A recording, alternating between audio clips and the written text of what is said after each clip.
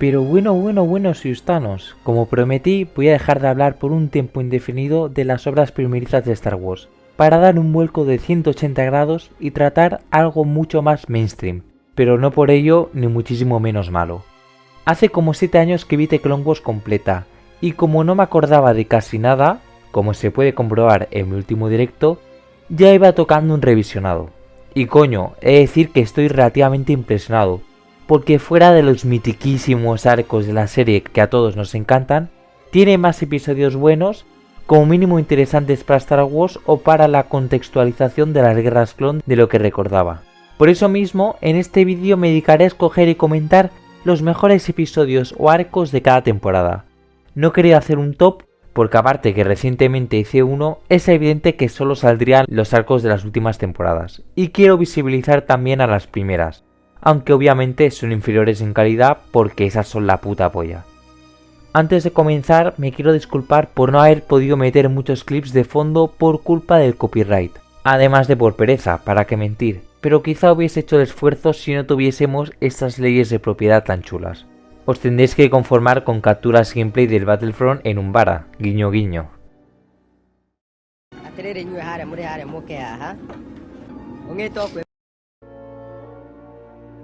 La primera temporada obviamente es la más mala, pero aún así creo que es disfrutable en general, más aún comparada con la primera de Rebels o de The Bad Batch.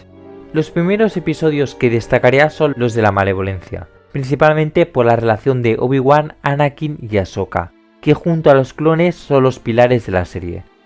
Respecto a los dos primeros, es muy interesante, como detecta Obi-Wan en la novela Hermandad, el cambio en la relación entre su aprendiz y él, como después de haber sido investido caballero la relación se destensó mucho y se hicieron hermanos de verdad. Creo que no decía eso exactamente, pero la idea es esa. Y con Ahsoka más de lo mismo. Entiendo que el hate viene por el hecho de ser muy echada para adelante y por ser mujer, porque si no, no me lo explico. De verdad que en ningún momento he sentido que se me hiciese muy pesada o irritante. Encaja a la perfección con Anakin. La trama de los episodios no tiene mucha chicha, pero como digo, ya pone sobre la mesa esto.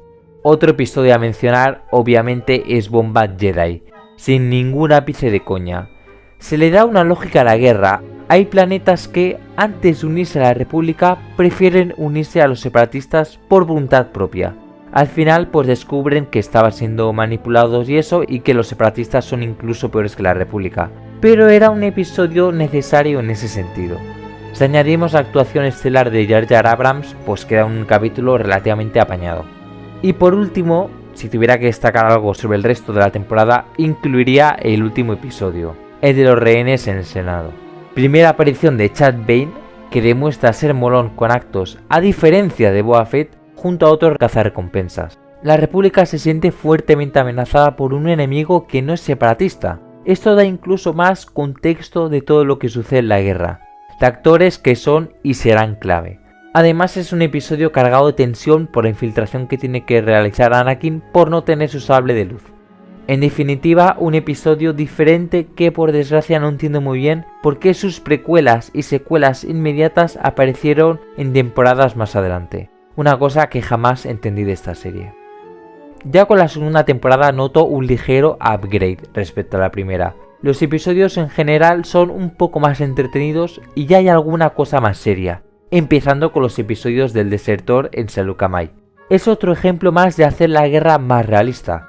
Es lógico pensar que los clones podrían desertar, más aún con esta serie, donde son muchísimo más humanos que respecto a la serie de 2D, que parecen más bien robots orgánicos. Además, creo que es uno de los primeros episodios donde los clones están totalmente solos, y en ningún momento se nota la ausencia de los personajes principales. Quizá en conjunto el ciclo de episodios de la segunda batalla de Geonosis sea mejor en conjunto, por cómo vemos a Ahsoka subir galones en cuanto a su madurez y su amistad con Varys. Pero esta tira floja del clon entre su nueva y su antigua familia me parece más interesante. Hay unas cuantas batallas masivas en esta serie, aunque esa no está para nada mal. Después, como es evidente, de esta temporada hay que mencionar los de Satine. Por alguna razón quería recordar que no se presenta a Mandalore y todo el cipote que tienen montado, si se me permite la expresión, hasta la cuarta temporada, por lo que me sorprendí mucho. Se presenta la relación o exrelación depende de cómo se mire, de Obi-Wan con Satine, con Anakin metiendo unas pullas que me sacaron varias carcajadas. La Death Watch y sus motivaciones, y el sable oscuro, el sistema político de Mandalore y un poco de su ruptura con su pasado. Además de su neutralidad, otro ejemplo más de verosimilitud en la guerra. Además de lo que le sigue la nave y especialmente en Coruscant, con esa persecución que presagia a la Ahsoka, está bastante bien. Los mejores episodios de esta temporada. Por último, me debatía entre mencionar los de la Bestia Zilo o los de la venganza de Boba Fett, pero me voy a quedar con estos últimos pese a la trascendencia que los primeros están teniendo ahora gracias a The Bad Batch. Los escojo porque retoma de forma lógica la muerte de Jango Fett y vemos un poco de lo que se convertirá. Esa frialdad implacable, pero a la vez todavía con cierto apego a sus hermanos. Le da unos matices que hasta ese momento el personaje no había tenido en el formato audiovisual, obviamente. Adicionalmente, podemos ver más de cerca esa relación especialmente tensa entre Windu y Anakin, en el episodio donde se quedan atrapados, permitiendo observar las diferencias entre ellos dos. Quizás merecían más estar en este lugar otros episodios que he mencionado, pero me gusta mucho cómo la serie recupera a personajes con más historia fuera de la guerra. En la tercera temporada también nota una mejoría respecto a la anterior, aunque solo sea por uno de los arcos que la componen. Empezando por el más flojo dentro de esta selección, Heroes on Both Sides es otro de estos episodios que amplían miras mostrando un poco a los separatistas y a la gente que hay detrás. Ya simplemente por mostrar el parlamento separatista merece la pena, mostrando que al final no hay tanta diferencia en cuanto a funcionamiento con la República y de sus intenciones, ambos con cabecillas medio dictatoriales. Todo esto si obviamos las masacres descaradas y cosas así célebres de los separatistas. Mina Bonteri y su hijo regalan algunas reflexiones interesantes con Padme y Ahsoka, y especialmente gracioso uno de Lux con esta última cuando le echa una mirada lasciva. Recordemos que es en este momento cuando le hicieron el cambio de atuendo al personaje. El episodio que le sigue me da bajón, pero este está bastante fino. La única duda en esta temporada ha sido entre escoger el de Satine con los suministros o este, pero creo que este redondea más la serie en su conjunto.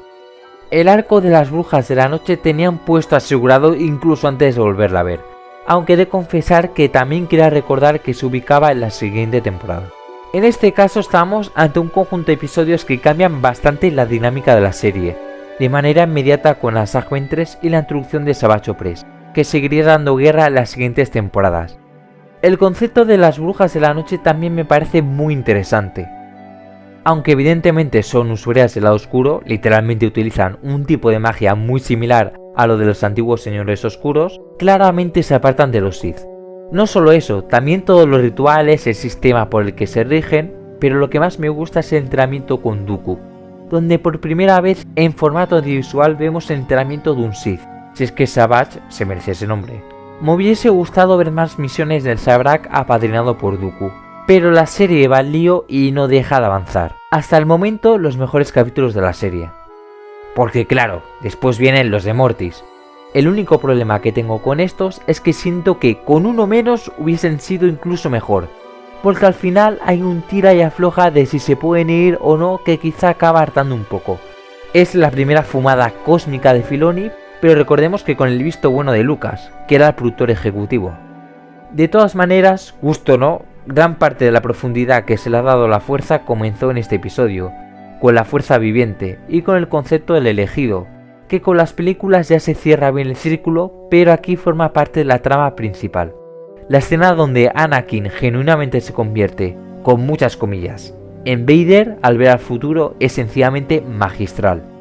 Ya simplemente por el hecho de que la realidad de esta, o lo que cojones sea, esté contenido en un toyor, ya me hubiese ganado, pero es que encima son sexuales. La verdad es que el comienzo de la cuarta temporada deja mucho que desear. Por suerte en el episodio 7 ya tenemos la canela, y para algunos la joya de la corona de la serie. No es mi favorito, pero en un hipotético top el arco de Umbara estaría muy arriba. Creo que Zepan en su momento hizo un vídeo sobre estos episodios o dijo que iba a hacerlo. El caso es que seguramente diría cosas mucho más interesantes que yo. Pero con lo buenos que son, no hace falta ser un erudito para apreciarlos. Quizás sea el primer momento donde los clones brillan con luz propia, alejados de cualquier Jedi. Vemos hasta qué punto son distintos de los clones que teníamos representados antes de esta serie. Dogma, como bien dice su nombre, sigue a rajatabla los ataques suicidas de Krell.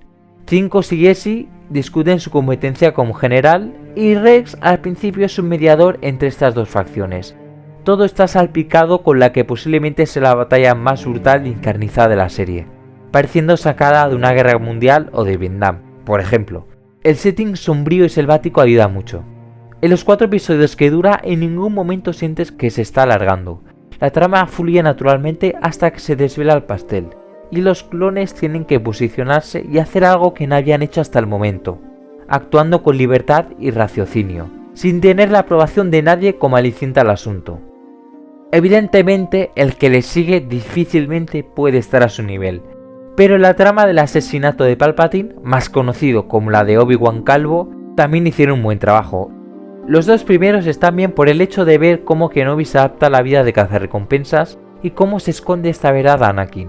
Pero el de la caja, aunque se resuma en que Cad Bane, Obi-Wan y algún que otro cazarrecompensas más son elegidos finalmente por Dooku, sigue siendo uno de los episodios más tensos, brutales y entretenidos de la serie.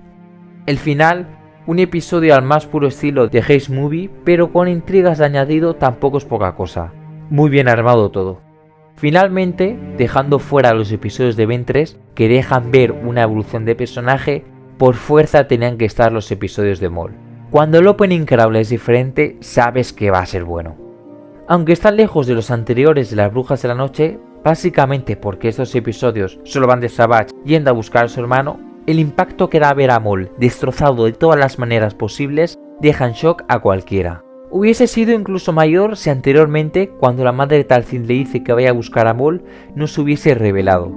Aún así, esto es peccata minuta, más aún cuando nos regalan una batalla contra Obi-Wan y Ventress, mostrando lo temibles que podrán llegar a ser estos dos Zabrak, cómo pueden poner patas arriba a la galaxia para cumplir sus objetivos, en estos episodios empezando esa obsesión con Kenobi. O eso creían antes de enfrentarse a Sidious, pero no adelantemos acontecimientos.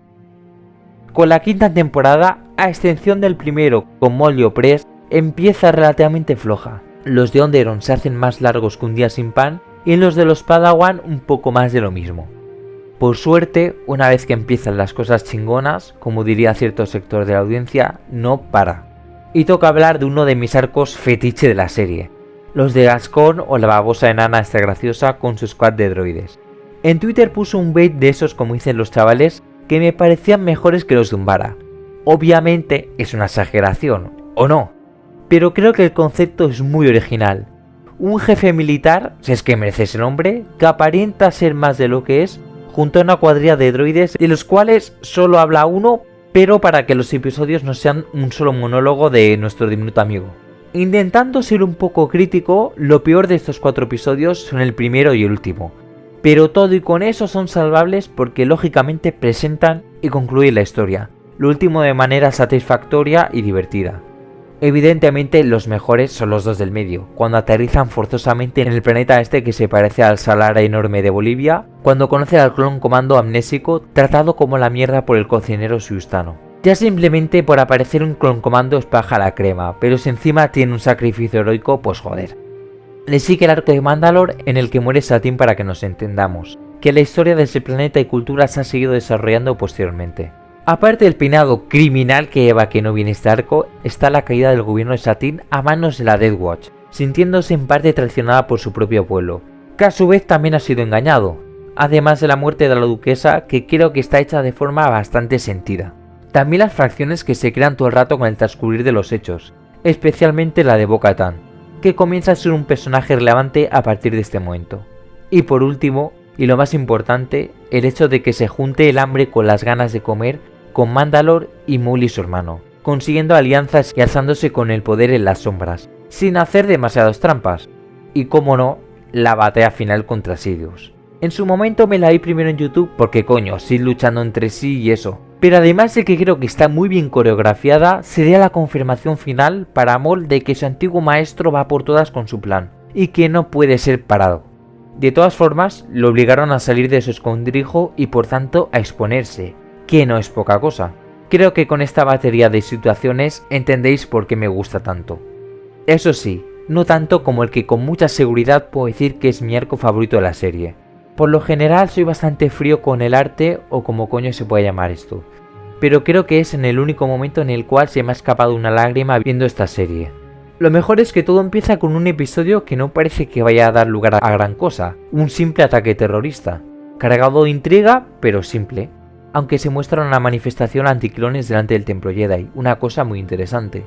Pero una vez que Varys le tiende la trampa a Ahsoka, cuando va a interrogar a la prisionera es un no parar de emociones. De Ahsoka por no saber cómo actuar y por sentirse completamente desamparada de todos, llegando a tener una suerte de alianza con Ventress. Y también de Anakin, que cree en su Padawan e intenta ayudarla en todo lo posible, pero aún así tiene que capturarla porque cree que es la mejor solución. Al final, por una huella que deja Varys, Anakin la acaba descubriendo e interrumpe el juicio militar de Ahsoka a tiempo con su confesión, donde por cierto ya se demuestra lo hijoputa que es Tarkin. Aún así, la confianza de Ahsoka con la Orden está completamente rota, incluso en sí misma en ese momento. Ni siquiera su maestro puede convencerla de que vuelva a la única vida que ha conocido. Además, como colofón, la música del final es brutal. La sexta temporada, al ser tan corta, he decidido mencionar solo 2 arcos, porque el arco de Clovis, con todo el tema del control de los bancos, la influencia y todo eso está muy bien, pero está lejos de los arcos de Cincos y de Yoda. El primero, que tiene 4 episodios, es importante, se quiera o no, por ser la introducción del chip inhibidor, una decisión creativa que no está para nada libre de polémica. Hay que admitir que los guionistas estaban en una posición difícil con la Orden 66, porque los clones ya no eran droides orgánicos, ya tenían personalidad y habían llegado a tener aprecio por los Jedi. Que decidieran ejecutarlos de improviso de manera fría por órdenes de Sidious, alguien a quien supuestamente no conocían, no hubiese tenido sentido. Hacía falta anular su personalidad para que pudieran seguir esas órdenes que tenían implantadas y encontraron esta manera, o al menos así lo veo yo. Y tampoco no lo veo tan mal, aunque sea solo por esa historia que deja al descubierto este plan. Pero la Orden Jedi, para variar, sigue sin quitarse la venda de los ojos, algo que es incluso más explícito cuando lo de Saifo Dyas y la creación del ejército clon. La historia se desarrolla de manera lógica desde el principio con el fallo del chip que acaba matando a la Jedi, como todas las trabas que se encuentra Cincos en su investigación, los Kaminoanos, los Jedi, el canciller e incluso los propios clones. Muy bien tejido todo y además dando contexto a algo que siempre estuvo muy en el aire. Y para acabar, otro de los mayores fumadones de Filoni, pero con mucho sentido y volviendo a dar contexto a hechos de las películas.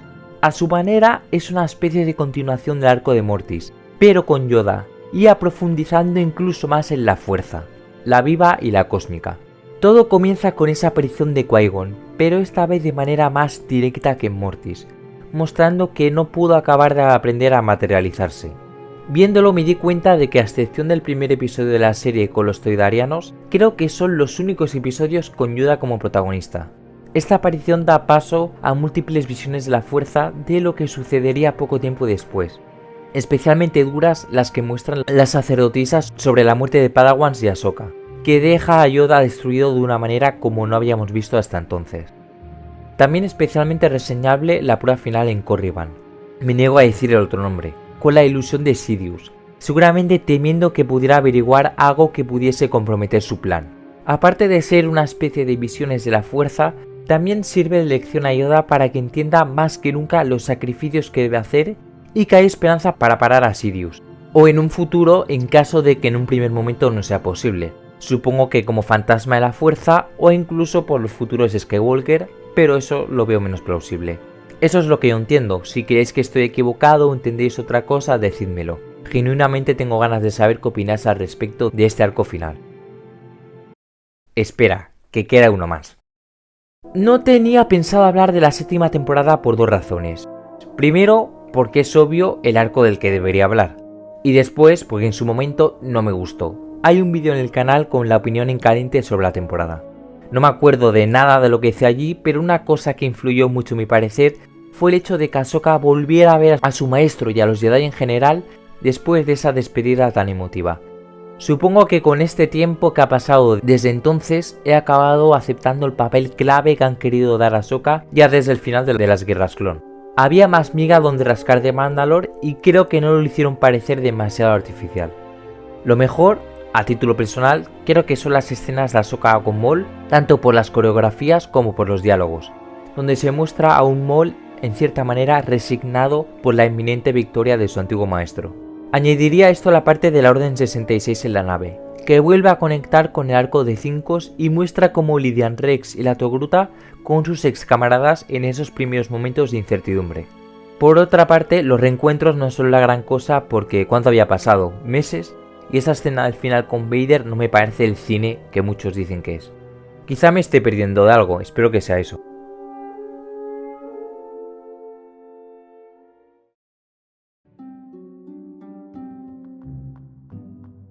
Y bueno, hasta aquí llega esta suerte de repaso. Me podría haber extendido mucho más, pero parece que ya ha durado relativamente mucho y no quiero que este vídeo tenga el mismo efecto que un capítulo de The Mandalorian. Este vídeo me ha costado incluso más de la costumbre porque no es fácil hablar de algo tan conocido. Debo intentar entreteneros comentando algo que mucho ya sabéis a dedillo y mucho mejor que yo, y no me veo capacitado para hacer análisis profundos de personajes o de tramas y mucho menos de lo relacionado con la narrativa audiovisual, quizá a excepción de la música. Pero de todas maneras prefiero hacer este esfuerzo hablando de mis sensaciones, aunque quizás sea mediocre, que hablar, no sé, de lore o algo así que no encaja con el canal. Espero que al menos los que tengáis la serie más oxidada hayáis podido recordar sus picos más altos. Y antes de acabar quiero avisaros que voy a estar bastante tiempo sin subir vídeo, un tiempo indefinido, porque voy a estar, más o menos ocupado. Ya sabéis que el canal pues al final es un divertimento mío y que en el momento en el que esto se convierta en obligación pues solamente acaba hasta la polla y lo dejé todo. Y aunque me guste que me pidáis vídeo y todo eso, pues no lo hagáis porque a saber cuándo vuelvo a subir. Así que bueno, Siustanos, nos vemos en la próxima.